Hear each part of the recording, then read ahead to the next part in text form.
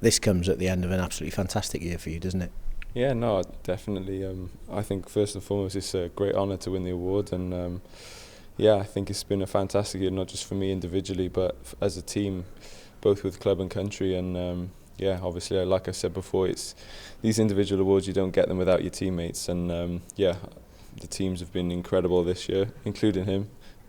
And and no, but he hasn't chipped in with too many goals, but he's going to try. But no, it's been a fantastic year, and we hope to keep improving and getting better. And does the award mean more because of the significance of the year for Wales, in particular the Euros? I mean, apart from winning it, it couldn't have gone much better, could it really? Yeah, definitely. Obviously, yeah, a lot of players could have won this, and but as I said before, it belongs to everybody. And on top of a great year, it's been fantastic. And I think we obviously it's in the past now, but we want to build on this. We want to not make this a one-time thing and create history every time we go to tournaments. Brilliant. Thanks. Well done. Congratulations to both of you.